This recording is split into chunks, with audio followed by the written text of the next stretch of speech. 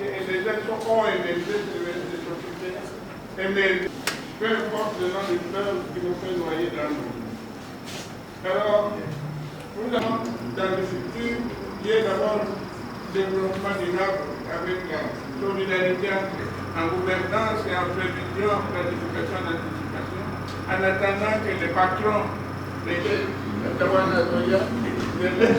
laissent la parole donc au doyen honoraire comme celui comme provenait dans le même village, château bout du village, et répondant des politiques différentes. Après, je sais que la politique, mais pour vous garder un peu au fond de la tête. Voilà. Professeur Rotunda, propos aimable. Vous avez d'autres choses. Effectivement, pendant plus de 40 ans, je me suis occupé de logique formelle. C'est ce qui en est parmi les ouvrages qui ont été publiés. On peut peut-être consulter cet ouvrage. Quand nous avons organisé cette manifestation, nous avons intéressé son Excellence, Monsieur le ministre d'État, Maître Louis Rwando, qui a répondu spontanément et généreusement à cette demande. Et en plus, il s'est engagé à y participer scientifiquement. J'insiste sur scientifiquement parce que quand on a virus, de manière scientifique et de manière à éveiller les consciences, le protocole aussi est très peur des documents qu'on transmet. Ceux qui sont venus m'écouter, ce matin, j'ai pris à pied le détente pour Ouacha, et j'ai appelé Jean-Richard. Je lui ai déposé son frère avec qui il a travaillé pendant si longtemps. Il s'est passé un drame dans le monde sur le fameux naufrage du bateau qu'on appelle Titanic. Ce bateau qui avait comme commandant M. Edward John Smith, comme je disais, 1912, il y a eu naufrage. Et il y a eu plusieurs causes. On estime que parmi ces causes, on a retenu deux essentiellement. La première cause, on estime que le comportement du commandant avait posé un problème. Ce comportement, c'était dans le cadre de l'exercice de sa fonction.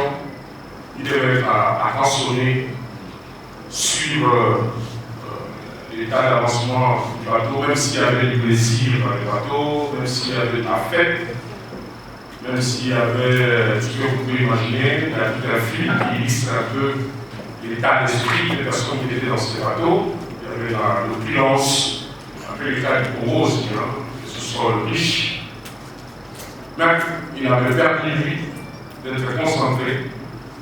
Et j'aime bien l'illustration parce que dans l'aviation, c'est un peu différent. Parce que vous voyez, dans l'avion, on met les pilotes dans les cockpits. On lui empêche d'être là où il y a tous les passagers parce que des fois, le bruit peut être distrait. Alors, ce n'est pas toujours le cas avec les bateaux. Et la deuxième cause, d'après les analyses qui ont été faites par rapport à cette circonstance, c'est que l'équipage n'était pas suffisamment formé pour faire face à ce qui est arrivé, parce que le bateau avait heurté sévère. Et donc, ils sont pris un peu à court, le froid glacial.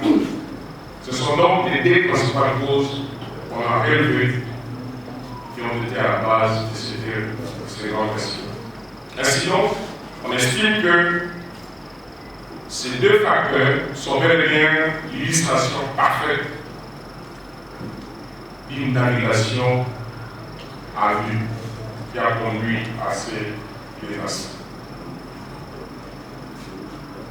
En partant de cette image et en comparant avec la situation que nous traversons dans notre pays, ce qui est l'occurrence, il y a un peu d'asimilitude. C'est ainsi que notre propos ne se joue pas bien, nous allons tenter de démontrer qu'il est possible, comme le prouve l'action de mettre son excellence sur le plan public de chef de l'État, Félix Antoine Tshisekedi Tshilombo. Depuis son avènement au pouvoir en les cas d'influence politique dans notre pays, qu'il est possible de passer à une invitation à vie, à une gouvernance rationnelle et de s'installer véritablement dans un leadership responsable. Notre propos va constituer d'abord à exposer un certain nombre de concepts que nous sommes bien, à savoir, ça veut dire quoi une invitation à vie, scientifiquement. Un autre concept qui est assez important, c'est la gouvernance. On entend parler de gouvernance, leadership.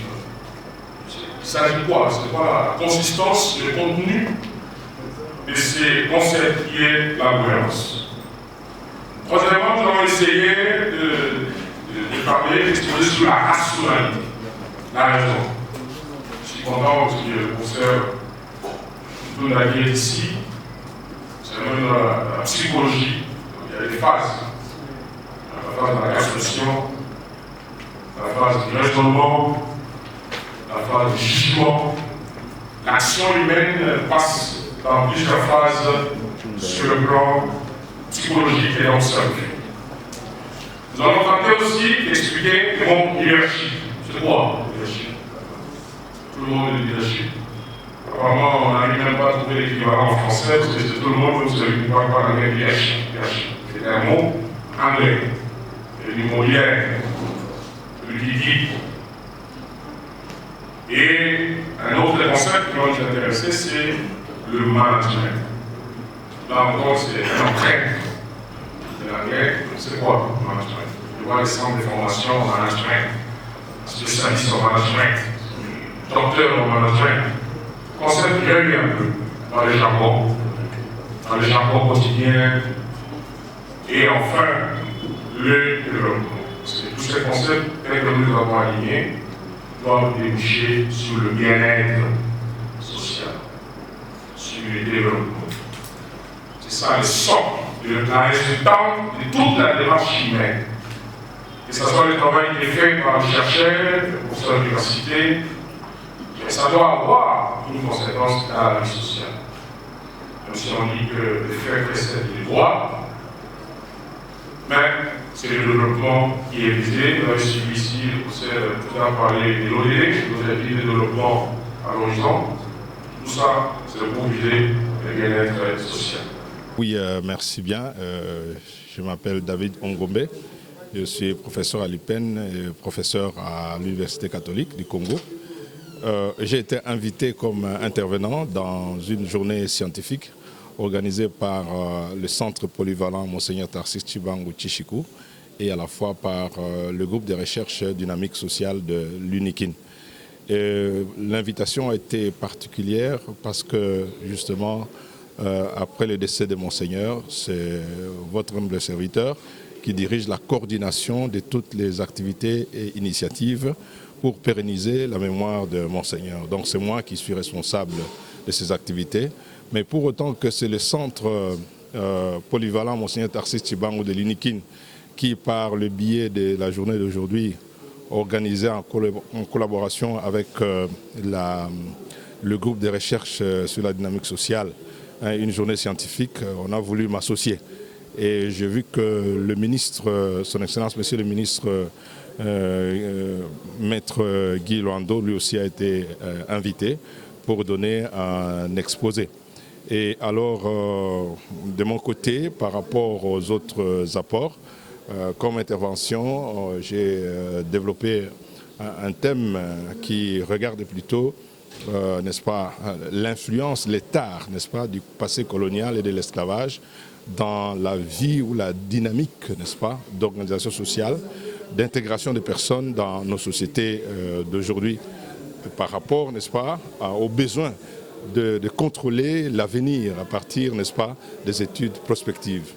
Et j'ai rappelé que dans l'esprit de Monseigneur, qui est le maître à penser de l'Institut africain des sciences prospectives, qui était représenté ici par le professeur Mutunda, j'ai rappelé que dans les vues de Monseigneur, on doit regarder bien sûr, on doit faire futurible, on doit faire des recherches sur le futur des sociétés, mais à la fois, pour élaborer ce travail, il faut, n'est-ce pas, fonder ses recherches sur les recherches historiques. Alors j'ai dégagé le niveau, disons la dimension historique en montrant que l'esclavage et la colonisation ont eu un impact très important dans les personnes et les sociétés. Et c'est déterminant pour le futur, pour la prospective de ce qui peut arriver demain.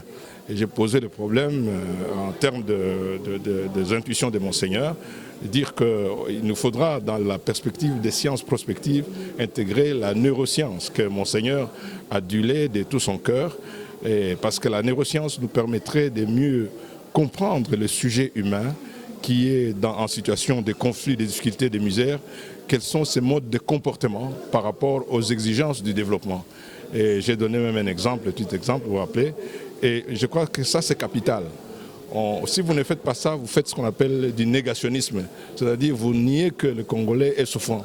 Or nous sommes des êtres, les Congolais, nous sommes des êtres complètement détruits. Nous avons été vidés, on parle de la pauvreté anthropologique, nous avons été anthropologiquement niés. Ça n'a pas peu d'effet dans ce que nous sommes et dans ce que nous sommes pour nous intégrer dans l'avenir des progrès des sociétés. Notre rythme d'entrer dans le progrès des sociétés, n'est-ce pas, ne doit pas être forcément le même par rapport aux autres. Il y a quelque chose, une perte, de grosses pertes que nous avons subies et que nous devons prendre au sérieux lorsque nous voulons envisager nos possibilités, n'est-ce pas, d'avoir une posture meilleure dans la prospective. Voilà, merci. La manifestation, ce n'est pas moi qui l'ai organisée. J'ai participé d'abord en tant que chercheur en prospective et naturellement nous avons des fonctions dans le centre polyvalent Monseigneur Tshibangou, mais je précise que ces conférences font partie d'une série de conférences organisées, mais qui ne lancent pas encore officiellement le centre polyvalent de l'UNIKIN. Ce sera lancé, vous serez invité quand ce sera lancé. Alors ce que j'ai fait aujourd'hui, c'était donner des pistes de réflexion parce que le problème de l'avenir est à l'honneur. Les gens parlent de réchauffement climatique, parlent de l'effet de serre, parlent de beaucoup de menaces, mais il y a toujours la pauvreté, il y a toujours les inégalités, il y a toujours la soif de justice et de démocratie. Si on règle ça coup par coup, on ne trouvera pas de solution. Il faut aussi envisager, anticiper pour que les gens ne fassent pas ce qu'on a appelé ici la navigation à vue. C'était ça l'objet de ma conférence, qui était quand même assez didactique parce que dans la salle il y avait beaucoup d'étudiants. J'ai tenu à leur dire qu'il y avait des études et qu'à côté de ces études, nous avons toute une série de bibliographies. Nous ne sommes pas les premiers à faire ça. On a donc rappelé aussi la littérature qui existe en Occident, mais en Afrique. J'ai montré aussi qu'il y a des centres qui s'occupent de ça et qui se battent pour que la prospective soit une réalité. J'ai souhaité finalement qu'à l'université, il y ait des études consacrées à ça, mais que la conscience des risques de l'avenir soit déjà inculquée à nos enfants à partir de l'école. Voilà l'essentiel de ce que j'ai dit. Merci, professeur.